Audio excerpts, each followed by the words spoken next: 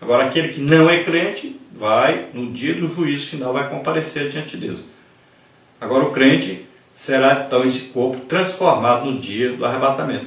Então, corpo, alma e espírito estarão para sempre com o Senhor. Então, Paulo revela bem aqui, ó, o aguilhão, aquele que prende o homem à morte, que faz com que o homem morra fisicamente, é o pecado. E a força do pecado? Como que alguém sabe que pecou?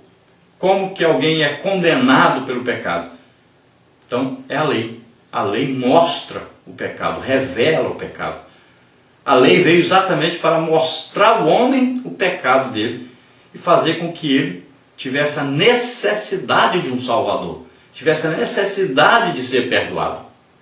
E ele buscasse esse perdão, buscasse a misericórdia de Deus, porque ele teria agora conhecimento que estava errado, que estava afastado de Deus. Então o pecado é a força aí que leva o homem à morte, e ele é controlado e ele é revelado pela lei. E Paulo, olhando para isso, ele chegou à conclusão, olha, então, todos pecaram, todos estão destituídos da graça de Deus. Mas ele disse, olha, mas graças a Deus por nosso Senhor Jesus Cristo, porque ele veio, levou sobre ele os nossos pecados. E quando ele fez isso, então, nós agora podemos ser salvos, perdoados, religados a Deus. Podemos ter a vida eterna com Deus. E o nosso corpo, um dia, vai ser transformado e nós estaremos para sempre com o Senhor. E ele, então, graças a Deus que ele dá, ele louva a Deus, ele se alegra. Porque quando ele olha para a situação humana, ele se entristece. Mas quando ele olha para Jesus, a solução que Jesus veio trazendo da parte do Pai, ele se alegra e diz, tem solução, tem jeito. Se não fosse isso, eu estaria condenado. Então o salário do pecado é a morte, mas o dom gratuito de Deus é a vida eterna, por Cristo Jesus, nosso Senhor. Veja bem, salário é por merecimento. Pecou, merece salário, morte. Morte física, morte da alma, morte do espírito. Agora, aceitou Jesus como Senhor e Salvador? Então você não merece ser salvo, não merece ter um corpo espiritual, não merece estar para sempre com Deus. Mas agora é dom, o dom gratuito de Deus. Deus nos dá a salvação por causa de Jesus que levou os nossos pecados sobre ele. Então quando é morte, é merecimento, salário. O salário do pecado é a morte, você merece. Agora, quando é salvação, não é salário, é dom. Então Deus nos dá gratuitamente a salvação, porque Ele enviou o seu Filho a morrer por nós, para nos dar essa salvação. Glória a Deus. Se nós só precisamos aceitar isso, crer nisso, mais nada. É pela graça de Deus. Glória a Deus, aleluia. Vamos então à nossa lição. Nossa lição aí tem aí essas partes seguintes. Primeira parte, o que é a morte. Segunda parte, a vida após a morte. E terceira parte, morte, o início da vida eterna. A nossa introdução aí diz o seguinte: numa sociedade materialista, evita-se falar sobre assuntos negativos. No entanto, a morte é um fenômeno real que se abate sobre os seres humanos de todas as idades, classes sociais e religiões. Afinal de contas, quem pensa em morrer? Há alguma virtude na morte? Nos dias atuais, o desespero vem tomando conta das pessoas, até mesmo das que professam a fé cristã. É uma pena que alguns púlpitos não estejam preocupados em preparar suas ovelhas através das Sagradas Escrituras para enfrentar essa realidade que pode chegar a qualquer família sem avisá-la ou pedir-lhe licença. Por isso, nessa lição, demonstraremos que Deus se preocupa com a fragilidade e vicissitude humanas, principalmente quando se trata de um tema tão laborioso e delicado.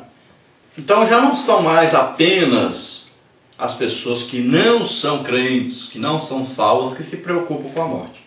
Também, entre os cristãos que têm a certeza de salvação, existe essa grande preocupação com a morte. Existe também um medo muito grande da morte, que não deveria existir por parte do crente.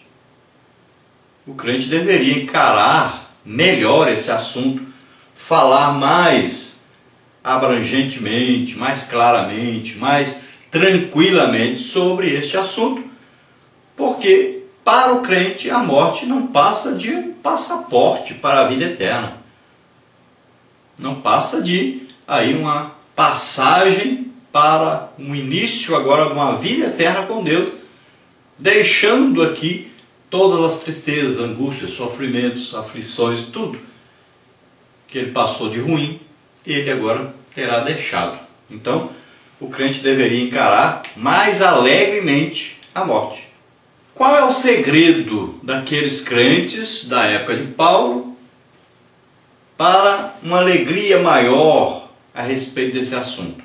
Por que Paulo era mais tranquilo, mais alegre, mais feliz quando falava desse assunto? O segredo é simples. Paulo estava esperando a volta de Jesus para aqueles dias. Todo dia Paulo acordava pela manhã pensando: o arrebatamento é hoje. Hoje eu vou embora daqui deste mundo. Estarei para sempre com o Senhor. Era o grande desejo dele. E hoje em dia, nos dias que nós estamos vivendo hoje, são dias de materialismo, de apego às coisas materiais, ao dinheiro, ao conforto do corpo humano. Então as pessoas estão tão apegadas que não estão querendo ir embora, não estão desejando, não estão amando a vinda de Jesus. E isso é uma maneira incorreta, é uma maneira terrível de se viver na terra. Os crentes devem viver todos os dias pensando na sua vida após a morte. Está todo dia pensando na vinda de Jesus, aguardando ansiosamente essa vinda, desejando o tempo todo ir embora para o céu, estar para sempre com o Senhor, valorizando menos essas coisas materiais e valorizando mais as coisas espirituais. Então está havendo aí uma inversão de valores e nós temos que tomar cuidado com isso e falar mais na igreja sobre o arrebatamento, falar mais na igreja sobre as coisas celestiais, sobre a futura e próxima vinda de Jesus para nos buscar. Então devemos pregar mais sobre isso. A igreja que é avivada, ela fala mais na vinda de Jesus do que em qualquer outro assunto. Então nós temos que estar desejosos aí, todos nós desejosos de que Jesus venha rápido, venha logo e nos leve para estarmos para sempre com Ele. Nós vamos ver aí, na parte 1, o que é a morte. Temos aí conceito, o que as Escrituras dizem, e temos aí a separação da alma do corpo. Então vamos ver aí, primeiro, dentro da primeira parte, o que é a morte. Primeiro aí, conceito. Não é tarefa fácil definir a morte. Como fenômeno natural, ela é discutida na ciência, na religião e faz parte de debates cotidianos, pois atinge a todos. Salmos 89:48, Eclesiastes 8:8. Anteriormente definida como parada cardíaca e respiratória, o consenso médico atual a define como cessamento clínico, cerebral ou cardíaco irreversível do corpo humano. No entanto, a definição mais popular do fenômeno é a interrupção da atividade elétrica no cérebro como um todo. A constatação de que a pessoa entrou em óbito é o ponto de partida para a permissão ou não pela família de doar órgãos.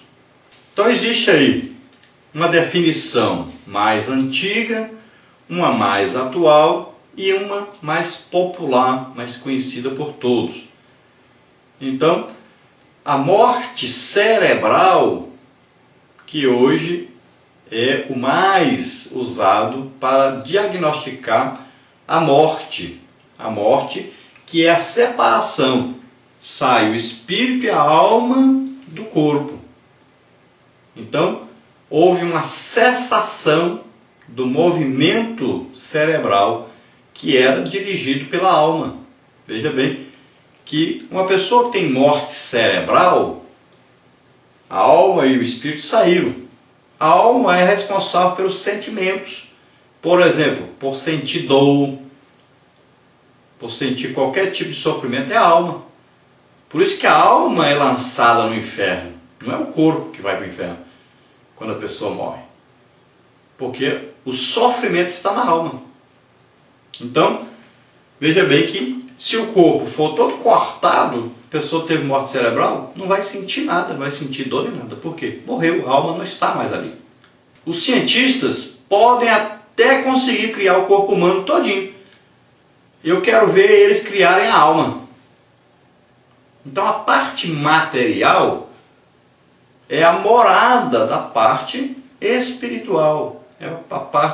A alma e o espírito moram dentro do corpo. Então a casa da alma e do espírito é o corpo. É o tabernáculo, a casa. Foi feito do pó da terra para viver na terra. Para viver no céu, não é mais feito do pó da terra.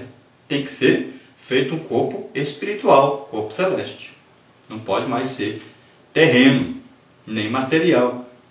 Então veja bem que este corpo terá que ser transformado para ir para o céu.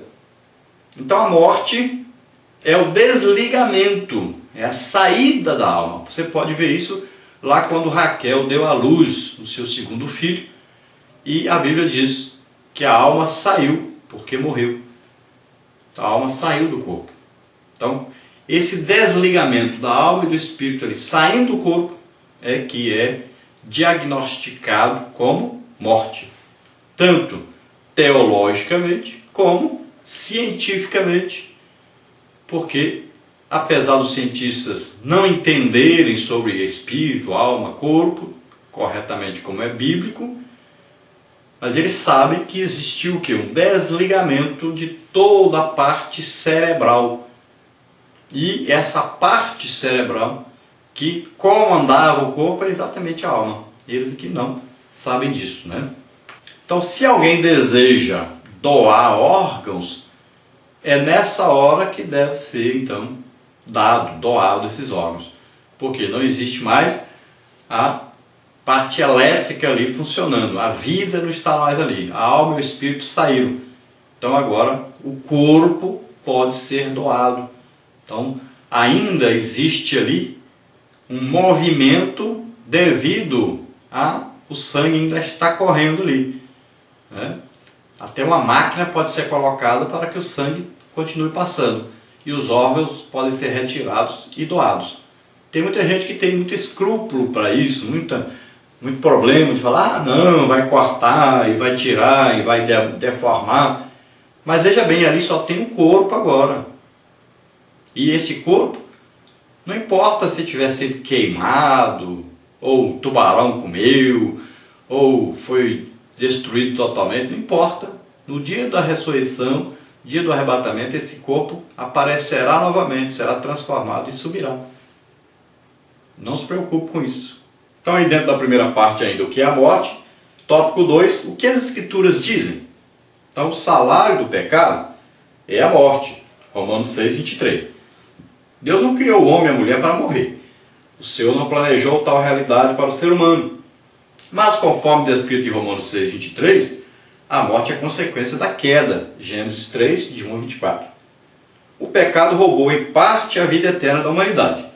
Assim, a Bíblia demonstra que a morte é a consequência inevitável do pecado, e realça esse fato com a separação entre alma e corpo. Gênesis 35, 18.